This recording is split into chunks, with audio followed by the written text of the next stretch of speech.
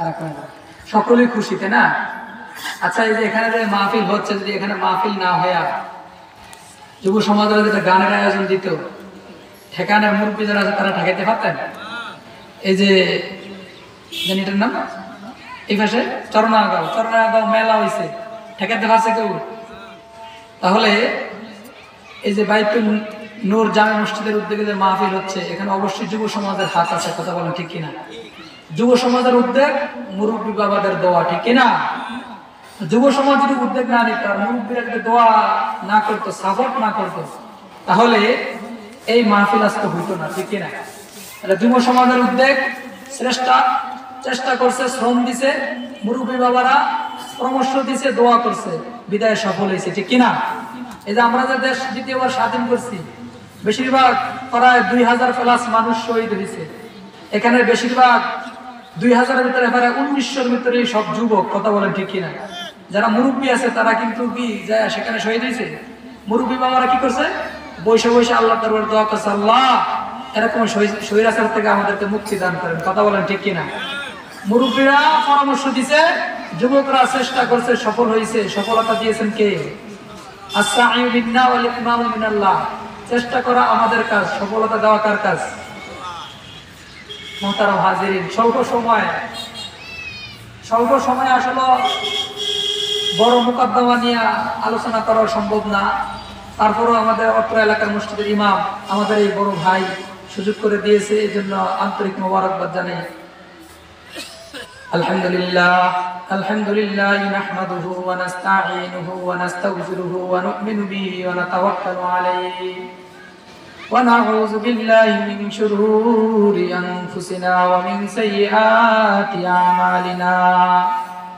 من يهده الله فلا مضل له ومن يضلله فلا هادي له. أرسله بالحق بشيرا ونذيرا وداعيا إلى الله بإذنه وسراجا منيرا. أما بعد فأعوذ بالله من الشيطان الرجيم.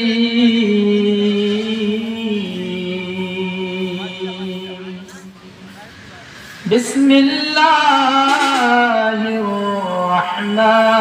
الرحمن الرحيم.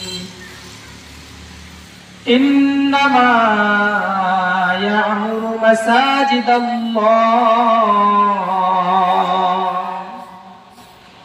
إنما يعمر مساجد الله من آمن بالله واليوم الآخر. آمنت بالله. وقال النبي صلى الله عليه وسلم من بنى لله بيتا بنى الله له بيتا في الجنة أو كما قال النبي عليه الصلاة والسلام. मोमिन जो फिदा नक्श कफे पाए नबी हो, मोमिन जो फिदा नक्श कफे पाए नबी हो ज़ीर कदम आज बे आलम का खजीना, हो ज़ीर कदम आज बे आलम का खजीना. आशिक हो मेरा दरे शहंशाह दो आलम, आशिक हो मेरा दरे शहंशाह दो आलम. मिश्कों से ज़्यादा मुबारक उसका पसीना, मिश्कों से ज़्यादा मुबारक उसका पसीना. সেখানেই বাইতুল নূর জামে মসজিদের উন্নয়ন কমিটি 27তম ওয়ার্ড ও দোয়ার মাহফিলের আজ প্রথম দিনের সম্মানিত প্রধান অতিথি সহ সামনে আগন্তুক ইসলাম প্রিয়, কোরআন প্রিয়, আলেম ওলামা প্রিয় তাওহীদি জনতা, স্টেজে বসা জাতির রাহবার, উলামা একরাম, ফরদাবান আমার মা ও বোনেরা, আল্লাহ আমাকে দরবারে লাখো কোটি শুকর যে আল্লাহ তাআলা আমাদের সকলকে সমস্ত ঝামেলা থেকে ফারিগ করে আল্লাহ তাআলা আমাদেরকে মজমায় বসার তৌফিক দান করেছেন। এজন্য রবের দরবারে কালিমাতুল শুকর আদায় করি আলহামদুলিল্লাহ। দেখেন এখানে মাহফিল হচ্ছে, কিন্তু ভাষাই প্রায় মেলার মতো, মিনি মেলা, কি বলেন? যদিও এখানে গান বাজনা নাই, কিন্তু একটা ছোটখাটো একটা মিনি মেলা, ঠিক কিনা? মেলার ভিতরে গিয়ে দেখেন ছেলে মেয়ে, যুবক যুবতী, বৃদ্ধ সবাই এখানে আছে, এক একজনে এক এক উদ্দেশ্যে গেছে। কিন্তু আল্লাহ তাআলা আমাদেরকে হার লাইনের সকল বিপদ আপদ থেকে, সকল গুনাহের কাছ থেকে এখানে হেফাজত করে এখানে বসাইছেন। এজন্য আমরা খুশি না বেজার? এজন্য রবের দরবারে আরেকবার কালিমাতুল শুকর আদায় করি আলহামদুলিল্লাহ। মুহতারাম হাজিরিন, এখানে লেখা হয়েছে শেখকান্দি বাইতুন নূর জামে মসজিদের উন্নয়ন কল্পে, মসজিদের উন্নয়ন কল্পে আজকের মাহফিল। কথা বলেন ঠিক কিনা? মসজিদের উন্নয়ন করা। মসজিদ কার ঘর? মসজিদ কার ঘর? আল্লাহর ঘর। আমাদের ঘর আছে না নাই? তাহলে আল্লাহর ঘর মসজিদ উন্নয়ন কল্পে, উন্নয়ন কল্পের উদ্দেশ্যে আজকের মাহফিল। আল্লাহ তাআলা বলেন ইন্নামা ইয়ামুরু মাসাজিদাল্লাহ,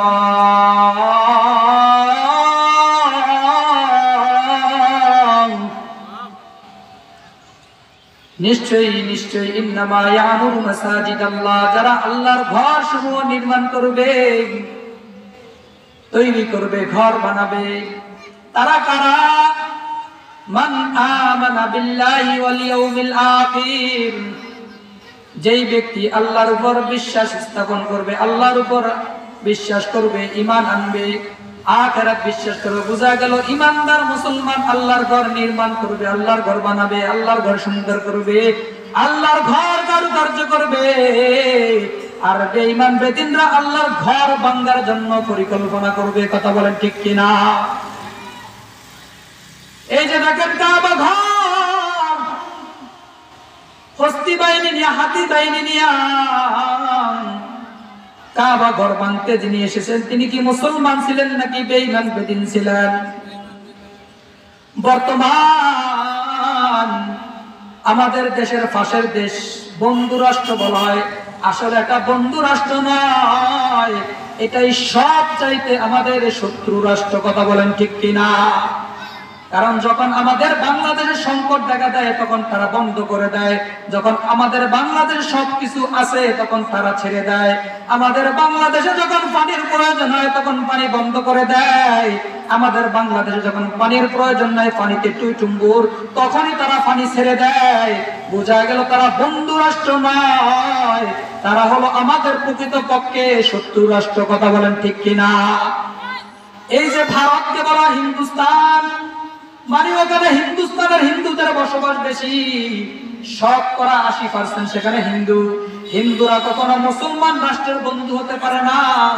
আল্লাহ তাআলা বলেন ইয়া আইয়ুহাল্লাযীনা আমানু লা ইয়াত্তাখিযুল মুমিনুনাল কাফিরিনা আউলিয়া মিন দুনিল মুমিনিন, তোমরা কখনো ঈমানদার ছাড়া কোনো বেঈমান বেদিনকে বন্ধু রূপে গ্রহণ করিও না।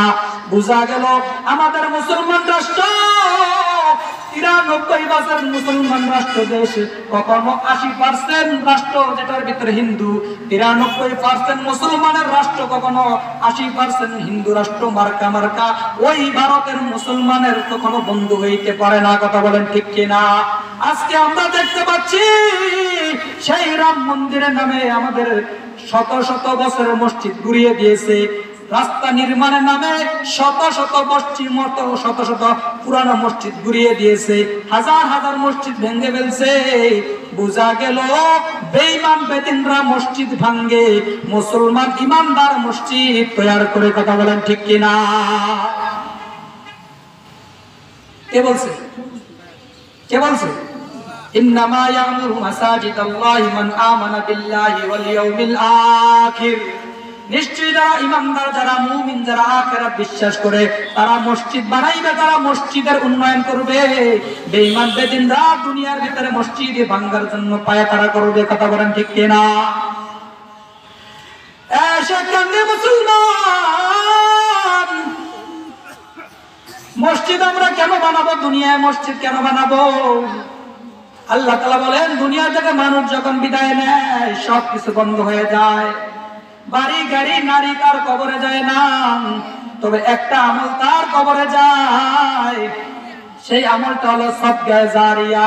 কোন ব্যক্তি যদি মসজিদ নির্মাণ করে যায় আর এই আল্লাহর ঘর কিয়ামত তক যদি দায়ম কায়েম থাকে, যত বান্দা রবের সন্তুষ্টির জন্য সিজদা দিবে, ওই সিজদার একটা অংশ তোমার কবরে আজীবন যাইতে থাকবে। قال النبي صلى الله عليه وسلم من بنى لله بيتا بنى الله له بيتا في الجنة। আল্লাহর হাবিব সরকার দু জাহান বলেন, যে ব্যক্তি দুনিয়া আমার জন্য একটা ঘর নির্মাণ করবে, আমি আল্লাহ ওই ব্যক্তির জন্য জান্নাতে একটা বালাখানা বানায়া দেব। সুবহানাল্লাহ।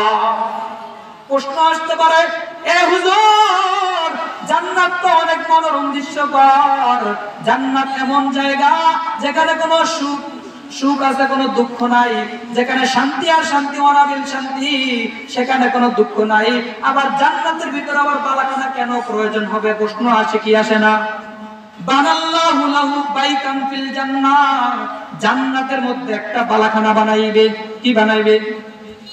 আচ্ছা বলেন তো, বিশাল একটা ঘর বানাইলাম, ঘরের ভিতর থেকে একটা সুন্দর রুম আছে না নাই? ডাইনিং রুমের থেকে বেডরুম সুন্দর না ডাইনিং রুম সুন্দর? তাহলে মোহতারাম হাজির, বলতে চেয়েছিলাম,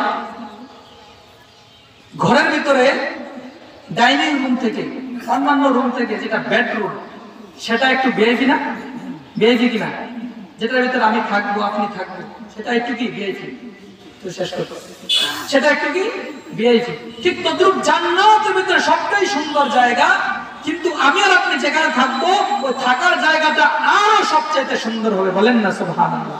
তাহলে যে ব্যক্তি দুনিয়ার ভিতরে থেকে মসজিদ নির্মাণে সহযোগিতা করবে, ঘর বানাবে, মসজিদের ঘর বানাবে, মসজিদের জন্য সহযোগিতা করবে, আল্লাহ তাআলা জান্নাতের মধ্যে তার জন্য একটা বালাখানা বানিয়ে দিবেন। সুবহানাল্লাহ। আবার কিয়ামতের দিন আল্লাহ তাআলা এমন বলবে, আমার আহালরা কোথায় আসে? আসো। আল্লাহ তাআলা ফেরেশতারা বলবেন, আপনার আহাল কারা? ওরে আহাল তো তারা যারা দুনিয়ায় আমার ঘর নির্মাণ করছে, আমার ঘর আবাদ করছে, তারা হলো আমার আহাল। সুবহানাল্লাহ। আহাল মানে পরিবার। অতএব আল্লাহ তাআলা আমাদের সকলকে এই মসজিদের উন্নয়ন করতে সাহায্য সহযোগিতা করে সকলে আখিরাত কামনার তৌফিক দান করে। সকলে বলি আমিন।